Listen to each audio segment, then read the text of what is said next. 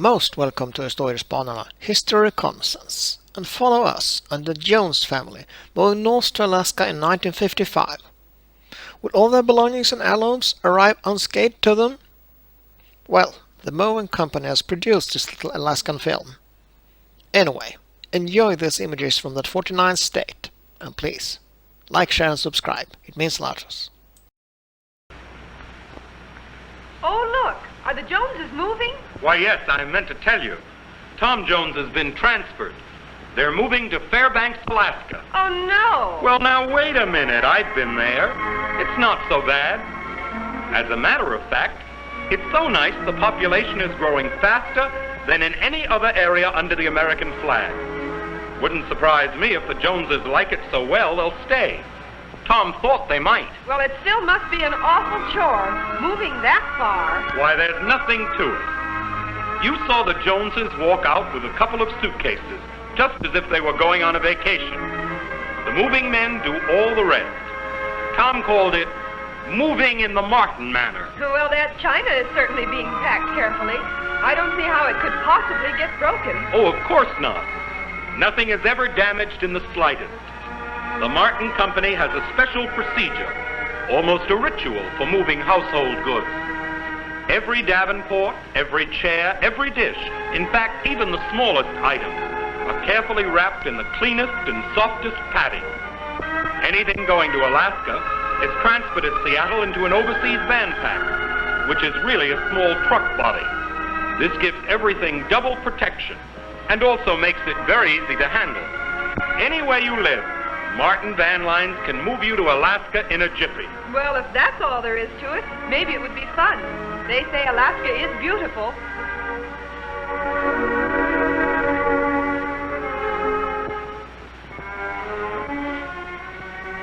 Here you see the Joneses' household goods has arrived in Seattle, and they've transferred it from the big van to the overseas van pack. All nicely padded. Snug as a bug in a rug.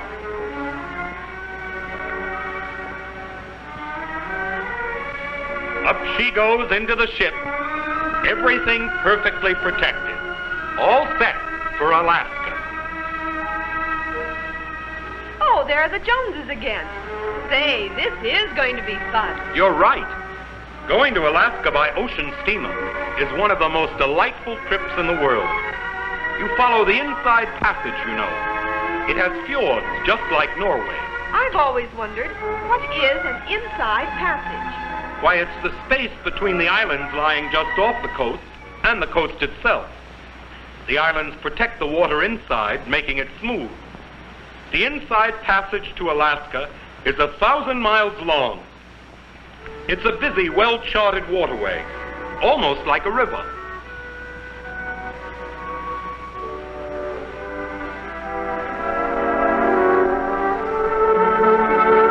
There, you can see on the map. You sail up the coast with the islands between you and the open ocean. They call it sailing sheltered seas.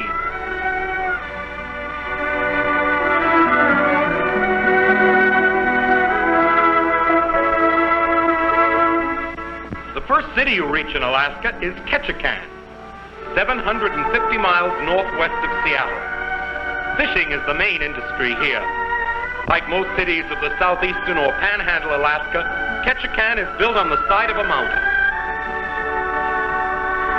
Nearly every home has a beautiful view. When we get to Wrangell, a little further up the inside passage, we're in the heart of the totem pole country. Totem poles decorate the city hall and even some of the homes.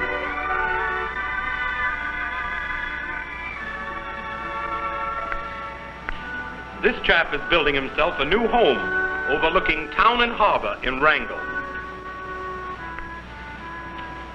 Sailing north, we go through Wrangell Narrows, where you can almost reach out and pick flowers ashore. Here's Petersburg with the Daily Mail plane landing.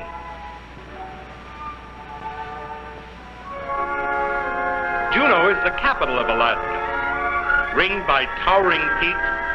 It's also the center for nearby gold, nickel, copper, cobalt, and iron mining areas.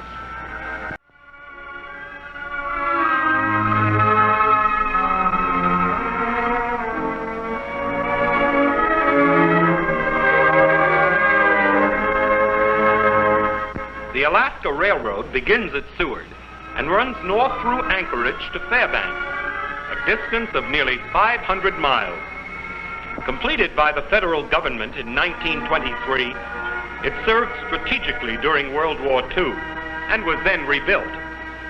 Today, it's one of the most modern railroads in North America.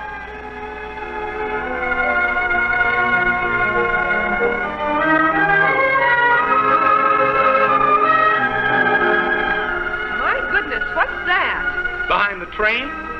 Why, that's Bartlett Glacier, halfway between Seward and Anchorage. Like nearly all glaciers up north, it's slowly melting and receding. That huge hunk of ice is tens of thousands of years old, and it's so big it doesn't melt very fast.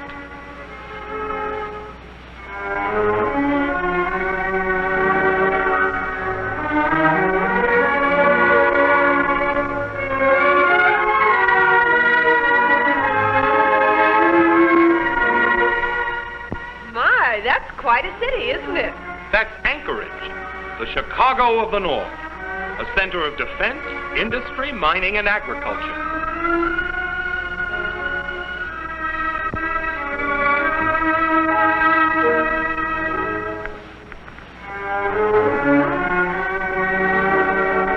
Did they go swimming in Alaska? Why, certainly. Summer temperatures up north often are in the 80s and 90s. This is a lake near Anchorage.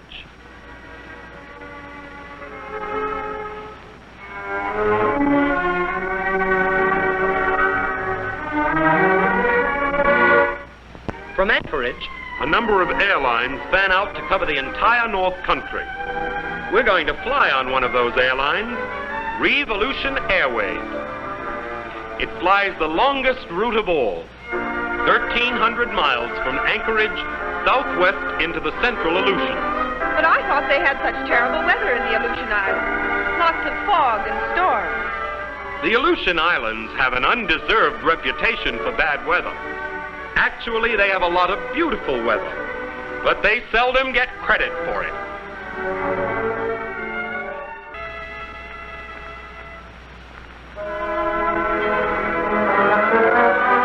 Here we are right alongside Mount Shashod, more than 9,000 feet high. This mountain has been smoking like this for centuries. Its nickname is Smoking Moses. You notice there's no snow or ice on its sides. It's too hot. One lake green, the other blue. Almost like a chemist's laboratory. What you see down there is not tundra. It's grass. Grass that often grows 6 feet high.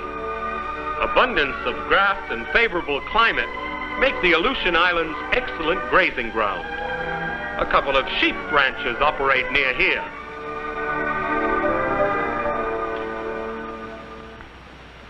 What place is this? This is Dutch Harbor, which was bombed by the Japanese during World War II. We had 70,000 troops quartered here during the height of the war. Today, Dutch Harbor no longer is fortified. One thing that most people don't realize about the Aleutian Islands is that they're the southernmost portion of Alaska.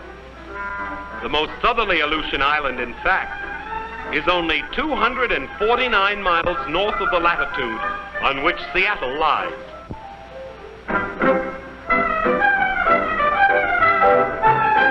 Now we're back in Anchorage, and we're going to take the Alaska Railroad northward on one of the most exciting train trips you ever saw.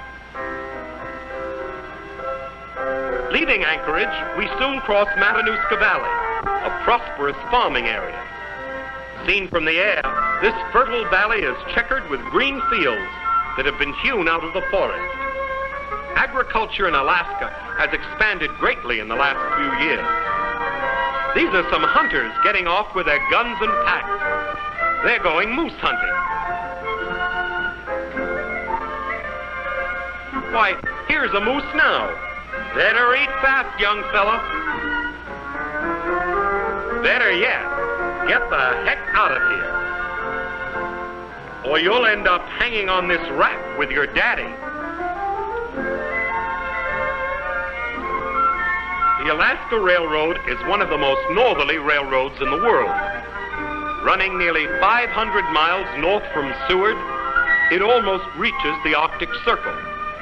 It crosses 5 mountain ranges and runs through some of the most scenic country on Earth. Daily trips are made by passenger trains from Anchorage running north and from Fairbanks running south. In each case, the train leaves at 8:30 in the morning and arrives at 8 o'clock in the evening. It's a delightful trip.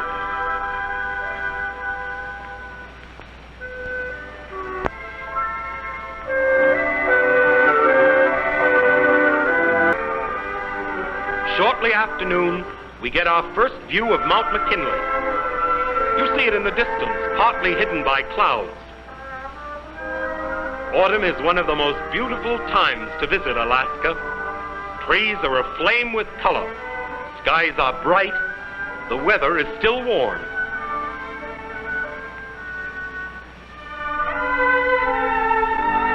The Alaska Railroad runs through the edge of McKinley National Park.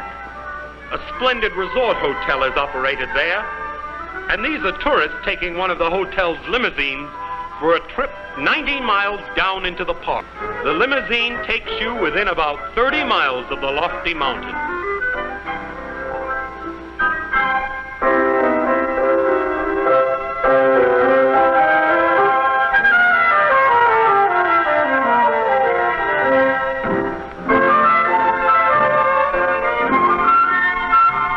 McKinley is the highest mountain mass standing alone anywhere on Earth. Nearly 5 vertical miles of rock, snow, and ice. It rises from a plateau only 2,000 to 3,000 feet high. We find another large city, another center for mining, agriculture, industry, and national defense. Gold mining still is important up north, with most of it done by huge dredges that float in the ponds they dig as they move across the tundra. Although Fairbanks is near the Arctic Circle, both cows and higher education flourish here.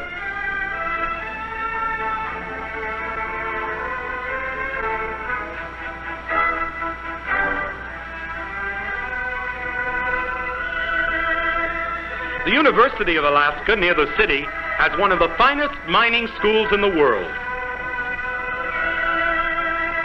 It also has a geophysical institute, where astronomical and radiological research of strategic value is carried on. It's coeducational, too.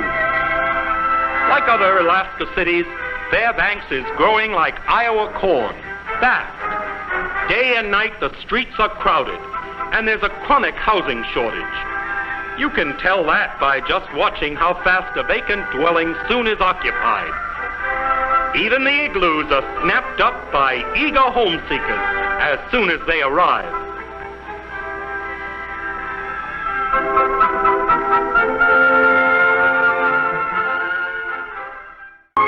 One of Alaska's greatest man-made assets is its system of sturdy, well-constructed highways. Most of these highways are paved, and they take the traveler through a fairyland of scenic beauty. The motorist who comes prepared for roughing it, who really enjoys outdoor life, will find Alaska's road system an open gateway to enchantment.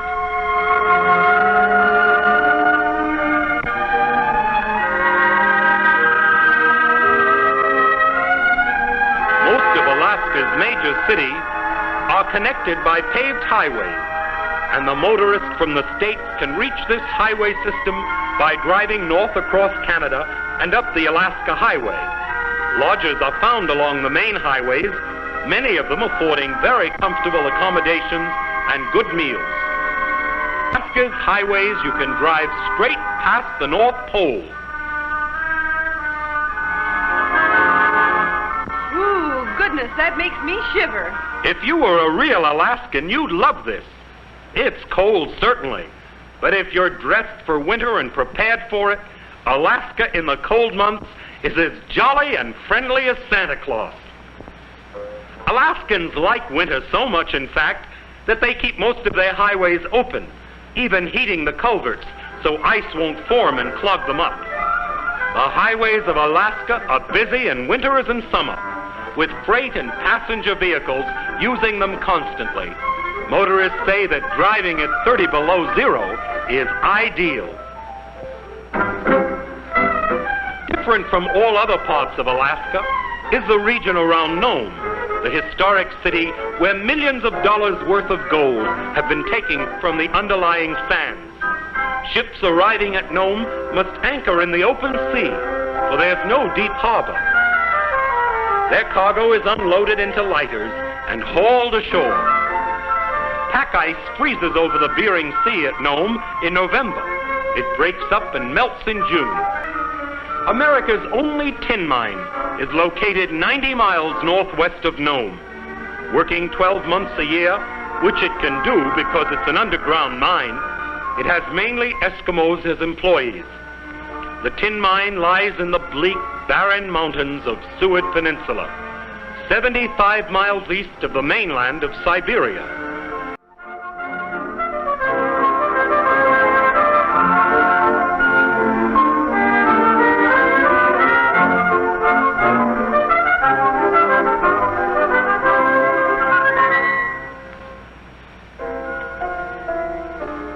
There are the Joneses again. They just got here in time, too. The film's nearly over. And their household goods got there at the same time they did. Still in the overseas van pack. Yes, sir. Martin Van Lines was on the job all the way. I'd call that a good moving picture. That's all, folks. Thanks for watching. Please like and subscribe.